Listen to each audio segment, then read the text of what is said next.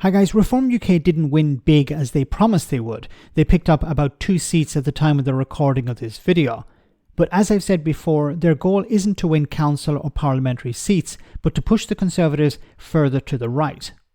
The weaponisation of issues like immigration and the culture war by the Conservatives to deal with the threat of Labour has blown up in their faces.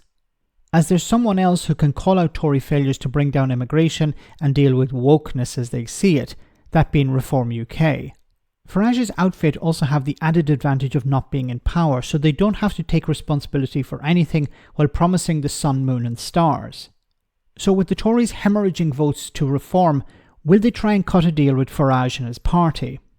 How kind of rattled do you think they are, Sam, by the Reform Party? I actually think that what you saw with Reform is one of the most consequential bits of the set of election results today, not because Reform particularly won much, and the story about Reform isn't about them winning, so sorry to your previous guess, but it is about the impact that it's having on the Conservative Party, and what you saw was Reform UK turning from a polling phenomenon into something that clearly takes votes from the Tories. I think it's going to have two impacts. First of all, you saw in Blackpool almost the same number of Tory votes as there were Reform. It's going to eat into seats.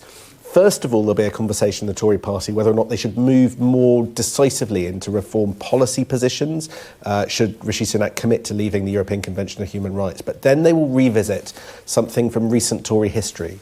In 2019, one of the reasons Boris Johnson won a big majority was because they persuaded the Brexit Party, the forerunner to Reform UK, to stand aside in lots of key seats. As it stands, Richard Tice's party is planning to stand in every single seat in Great Britain, perhaps with the exception of the Speaker. I think they're going to try and find ways to put enormous pressure on Reform UK to do the same as 2019 and stand aside. But as far as I can tell, that's not going to happen. And that's why Reform is a really big issue. It's a massive issue for the Conservative Party. But if we juxtapose the position with 2019, so back in 2019, of course, the Brexit Party under Nigel Farage stood aside to help Boris Johnson get Brexit done. Now, I think part of the reason he did that, part of the reason why Farage allowed the Tories a free run was because there was a fear at the time that the Conservatives wouldn't win a massive majority, and the problems in Parliament would continue, and then there would be growing calls for a second referendum and Brexit wouldn't get done, whatever that meant. So I think Farage was probably under pressure, or he felt that if he didn't help the Tories, there would be a second referendum and Brexit would be undone in a sense. So he didn't want to be blamed for that. He didn't want the Brexit Party going down in history as stopping the Conservatives from winning a majority, stopping Boris Johnson from getting Brexit done, and then the embarrassment of that. So that's probably part of the reason, not the whole reason, but part of the reason why Farage threw his support behind Boris Johnson and stood aside in a number of constituencies. This is not going to happen this time because, well, for a number of reasons, there's no Brexit anymore to deal with, on the table in a sense. There's no Boris Johnson, and the Tories are extremely unpopular. There's no incentive for Nigel Farage and Reform to step aside. Their goal, as I said, is to push the Conservatives further to the right. Now, as was pointed out here, Rishi Sunak may do exactly that. He may try to hoover up some support that Reform UK have by increasing the anti-immigrant rhetoric, talk more about bringing down immigration numbers, engage more in the culture war and stuff like that. But that's not going to work.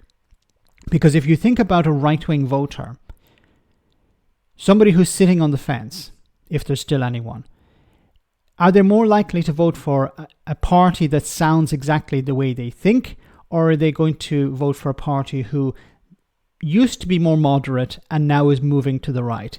Of course, they're going to vote for the more extreme party. Why vote for right-wing light when you can vote for right-wing solid or whatever?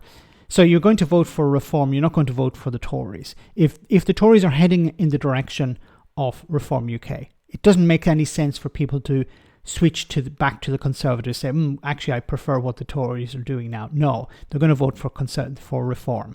Some people are going to vote for Reform because they're not happy with the Conservatives. People are going to vote for Reform because they want to give the Tories a bloody nose. And we're probably going to see depending on the time between now and the next election, perhaps some more defections. And this is going to damage the Conservatives even more. So it would make more sense for the Conservatives to move back to the centre, because that's where the real threat is. The Labour Party are the real threat. Reform UK are going to split the vote, but they're not going to win seats, or it's going to be extremely unlikely for them to win seats. The real problem for the Conservatives, of course, is the Labour Party.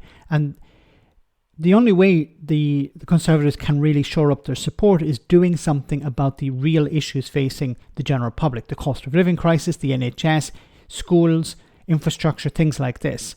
That's what they need to focus on, not on immigration, because the immigration they're going to lose every time to Reform UK. The more they focus on the culture war, they're going to lose to Reform UK.